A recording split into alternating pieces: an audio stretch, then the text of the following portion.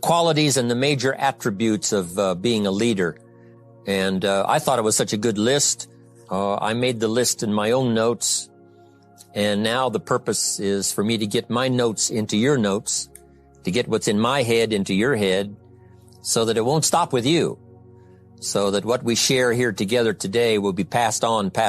That's why I do what I do. It's just an exciting opportunity for me. Now let me give you this list. Napoleon said, number one, a leader needs unwavering courage. The courage to do what you didn't think you could do.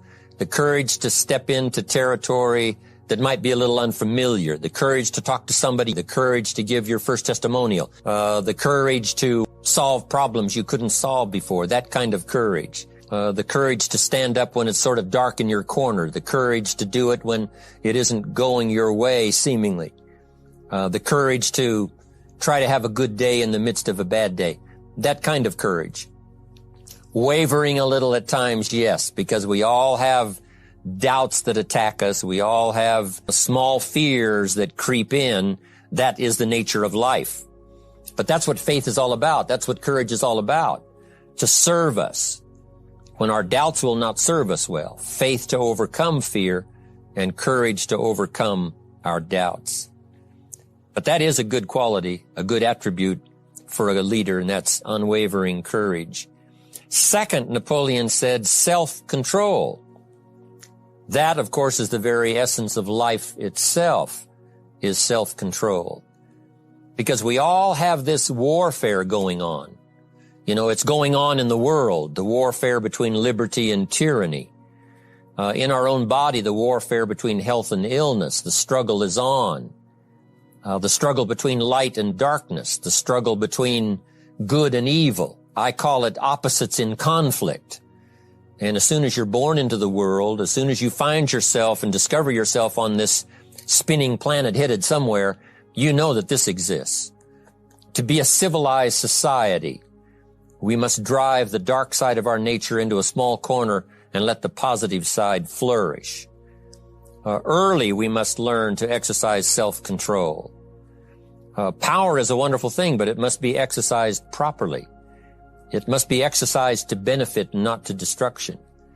So self-control is certainly necessary to be a strong leader, so that you can become the best example, the example of having your temper well managed, to having that dark side of your nature under control, the best example of choosing wise words and not being careless, that kind of control.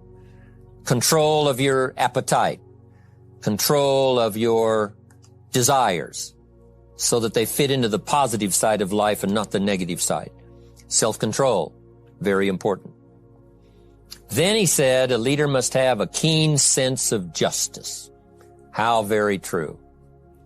Justice we become familiar with, even when we're small, when certain things that happened or were done to us that something told us that wasn't right. Something did us wrong. We have that sense of right and wrong, and it starts very early. Then we have to have that sense of utilizing what's right and what's wrong so that we develop this sense of justice, this sense of being fair, this sense of being on the positive side, on the right side.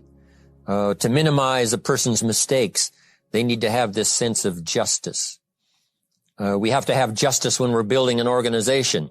What's fair? What is a good balance? The marketing system has to be fair for everyone. Certain rules and regulations, so that all of us have a chance to fit within this framework of fairness, justice, and what's right. Otherwise, enterprise cannot work. Otherwise, we have what we call in a political sense anarchy, where there is no justice, when might is the order of the day, power is the order of the day, not the law, not the rule, not what's right, but power. And we would all dismiss that. It's been a catastrophe in the last 6,000 years, the governments that resorted to power instead of democracy, that resorted to intimidation instead of freedom. And we all know the terrible toll that takes. But it takes a toll not only politically in a country or politically around the world, but it takes a toll even in enterprise. It takes a toll in school if a teacher is unfair. It takes a toll in working on a team where someone is unfair or where the leadership is not fair in the administration of justice. So this is true. A keen sense of justice and what's fair and what's right. Part of this we have to learn as we go. You know, you don't have it all the first year. You haven't got it all the second year, the third year. After all the years that I've, been around, both as a human being and as a business person, we're still, even at these years, trying to decide what's best, what's fair, what's right, to give balance to our life and to build on a firm foundation for the future. So I agree with Napoleon. Good idea. A sense of justice. Here's another one, he said, definiteness of decision. Indecision is the thief of opportunity. If you don't decide, the opportunity could slip away. If you don't decide what you're going to do today, the day could get away and you're not very effective. Here's one of the best ideas of time management. Don't start the day until you have it finished. Is it possible to finish the day before you start it? And the answer is yes. If you don't finish it to the best of your ability, have some idea, some good plan, sure enough, the day escapes. And in the morning you say, let's see, what should I do now? In the afternoon you say, hey, time's getting away from me. What should I do now? And now most of the day is lost. Most of the day escapes not being utilized and doesn't work for you simply because you didn't make those decisions early, at the early part of the day. The decisions we make in the early part of our life sometimes last for a lifetime. The early decisions that you make about what you're going to do with your life, those decisions are vitally important. If you neglect them and don't make them, sure enough, the time passes and the opportunity sometimes is diminished, and sometimes you spend a lot of time now catching up simply because you didn't make those early decisions. So it's the decisions at the first of the day, it's the decisions at the early part of the month, it's the decisions at the early part of the year that greatly determines what kind of year you're going to have. The decisions you make in the early days of your marriage, sometimes those are the decisions that affect the marriage for a lifetime. The decisions you make at the first chance you see opportunity, those decisions, what you're going to do with it, how far you're going to take it, what it's going to be meaning to you in the years to come. Those early decisions are vitally important. Then we need decisions to correct poor decisions, to overcome our mistakes. It's possible, of course, for all of us to make unwise decisions. And at the end of 1 year, at the end of 1 week, 1 month, or at the end of a few years, we say, that decision cost me too much. Cost me a lot of time, cost me a lot of money, cost me maybe a good relationship, cost me a chance to be productive. But as long as you're alive, there's still a chance to use new decision power to correct the mistakes of decisions that were bad in the past. All of us have the opportunity to do that, but I think Napoleon was right here too. You got to be definite in making decisions so that the opportunity doesn't pass you by. Take advantage. Here's the next one. Napoleon Hill said, a good leader has definite plans. How important that is. Make some plans for the future. This has got to be one of the greatest years. You've got to now make your plans. Don't let this momentum pass you by. Don't let it be like a lost cause for you. And maybe you've, because of the lack of plans, have lost a month or two, or you've lost a week or two, or maybe you've lost a year and you were 10% effective instead of 100%. Now's the time to change all that and start making some plans. You got to have some plans for your family. All right? You got to take your family along. Don't leave them out. One of the challenges all of us have in making our plans is how to balance everything, to make sure that we don't regret at the end of a year, I spent too much time on that. I spent too much money. And then if you have, say, how can I not do that again? And construct some better plans, so that you won't have any regrets at the end of a year to come, 5 years to come, 3 or 4, 5 years to come. Definite plans. The plans for the use of your money, I'm telling you, you got to have a good plan for your resources so that you find yourself secure regardless of what happens. One more on plans, and that is the plan for your personal development. the plan to be better this year than last year, the plan to take the classes, attend the workshops, do everything you possibly can to show personal progress, not just financial progress, not just the progress of having one more car or one more home, but the progress of personality, the progress of communication skills, the progress of recruiting skills, the progress in how to deal with people, progress in using your influence so that it multiplies its power by 5 by 10 versus what it used to be. You need those kind of plans. A plan for personal growth, personal development, a plan to be all that you can possibly be in the years to come as you develop your business and your life business and your family business, all of that. Got to have good plans. Next, Napoleon Hill had a good philosophy, and here's what he said. A good leader has the habit of doing more than what he gets paid for. What an incredible philosophy this is. The habit of doing more than you get paid for. It's what we call the service that you put out like seeds in the ground that doesn't bring the harvest immediately, but the harvest is yet to come. It's called like putting out the capital in capitalism.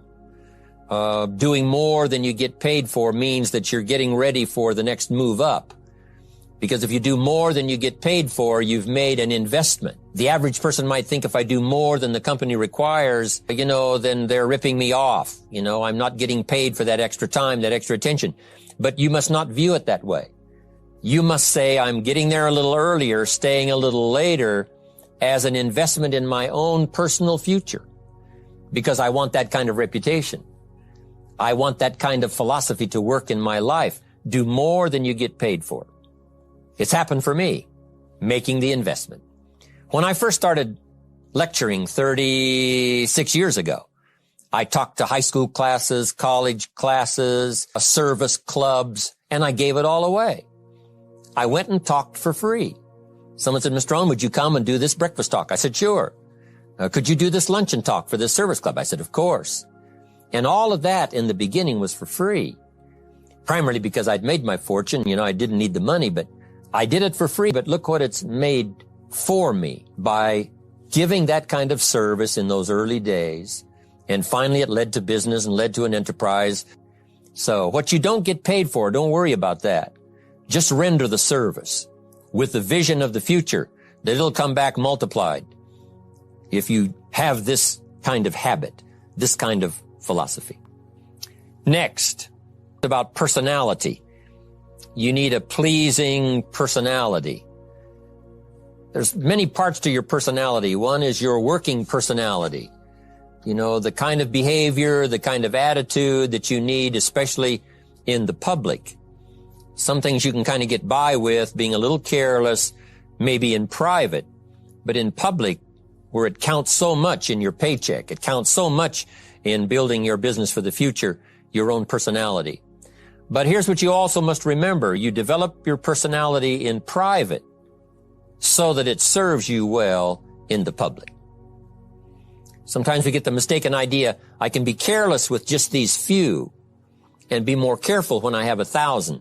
But see, that doesn't work that way. Careless with a few, sure enough, that will creep into your presentation for 1,000 people. The influence you have one-on-one, that's what really counts. You say, well, I'm only talking to 2 people, it doesn't matter much. That's when it really matters. Because if you'll practice well there, using your personality, using your influence, to get someone's attention, to get them to listen, to get them to participate, the kind of personality that someone says, I'd like to be around this person. They're unusual. They're not like the average person I meet on my everyday experience. That kind of personality. But you've got to practice it behind the scenes. You've got to practice it one-on-one. And if you're effective one-on-one, 1-on-3, 1-on-5, I promise you, that will get you ready.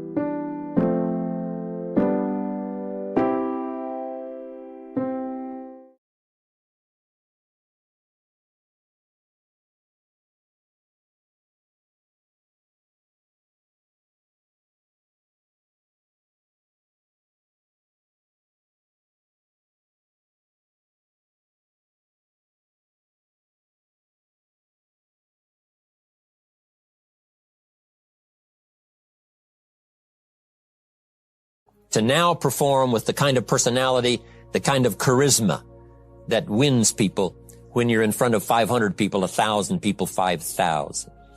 So this is a good point, working on your personality. Here's the best gift you can give someone, and that's the gift of attention. Attention is so powerful. When I was a young man, I met Nelson Rockefeller, one of the richest men in America at that time. He's gone now, but he was a unique individual, ran for vice president of the United States. And I had a chance to be where he was holding a press conference.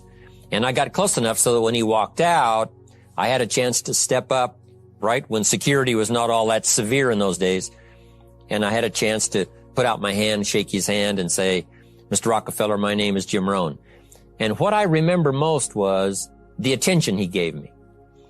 With the lights of the cameras around and everybody all around, he looked right at me and said, Jim Rohn, where are you from? I said, Idaho. He said, I really like Idaho. It's one of my favorite states in all of the country. And for just a few seconds, he gave me his attention, shook my hand. I'll never forget the handshake, right? One of those multi-million-dollar handshakes. But I'll never forget that personal attention he gave me, just for a few seconds. It was powerful. Made an impression on me that's lasted until this day.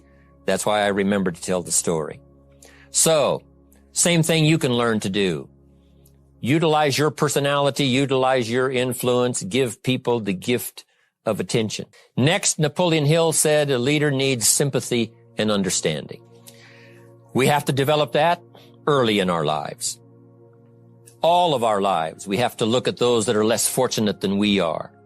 Those who need a helping hand, and especially now we learn to look at those who need an opportunity, those who need a change in their health, those who need a change in their life and in their lifestyle. It's this kind of sympathy and understanding that construct the company.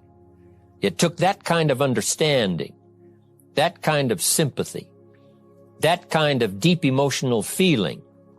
Then understood what it meant to be poor. He understood what it meant not to have. He understood what it meant to be short on finances, on resources. He understood what it meant to lack, full formal education. He knew all of those lacks.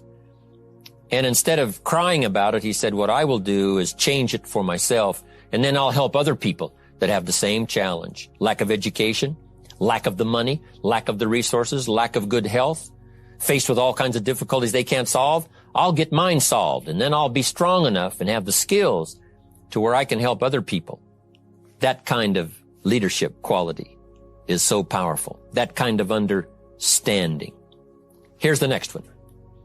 A leader must have, Napoleon said, a mastery of the details. How very true. All can be lost with just a couple of missing details. On the trip to the moon, everything has to work, right? There's several thousand moving parts. There's several thousand pieces to the project of getting to the moon and coming back, and all of them have to work. You can't have 10% of them working, 90% or 80%. They've all got to work. And then there's the backup systems for something if something goes wrong to back it up. That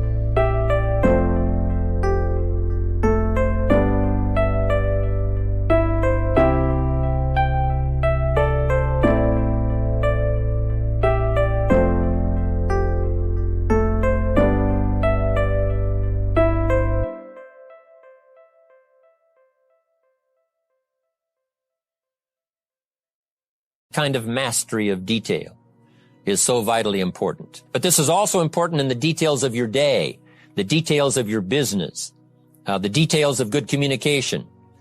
Master the details. Good advice. Now here's the next three. Willingness to assume full responsibility. All of us have been taught that, to take full 100% responsibility. What happened to me might not have been my responsibility, but what I do about it is my full responsibility. I've had some people did me wrong. In his first couple of business experiences, he was done wrong. Some people ran off with the money. He was left holding the bag. But he said, that's what happened. And I was not responsible for what happened, but I am responsible for saying to myself, now, what am I going to do about what's happened? If a hailstorm destroys the farmer's crop, he wasn't responsible for that. But his responsibility now begins when the hailstorm is over, when he asks the question of himself, what should I do now? It's not what happens to you that determines your future. It's what you do about what happens that determines your future. And this is a major part of it, accepting full responsibility. If you've got an organization, you're conducting meetings, and you're the leader, the responsibility ends with you. Someone else may mess up, make some mistakes, still your responsibility. Some things over which you have no control, understandable. But what you do about it now, how you fix it, the diplomacy you use, the strategy you use, that's the kind of responsibility now that depends on you. Also, you've got to be responsible for your future. Nobody's going to fix it. No one else is going to design it. No one else is going to come along and say, hey, I will make sure it all works well for you. You've got to take all the input. You've got to take all the testimonials, all the teaching, all the training, all the influence. Then you've got to have the responsibility of designing your life.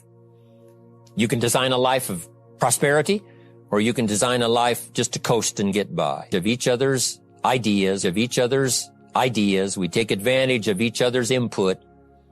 We take advantage of each other's enthusiasm. We take advantage of each other's testimonial. And we take advantage of each other's willingness to grow.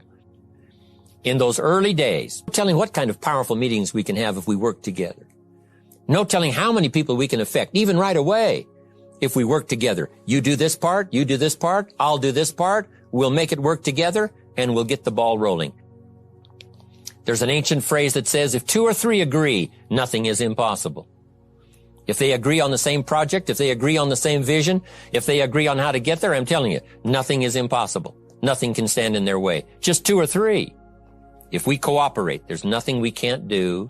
There isn't anyone we can't touch. There is no country we can't finally get to. Cooperation. That's why I'm here, wanting to do my part, send out some ideas, give you some notes to take, something to think about and ponder, something to talk about with the people that you associate with and are building your business. That kind of cooperation is going to make this a powerful year. It'll get us to a place of honor, respect, prestige, influence, feeling good about ourselves.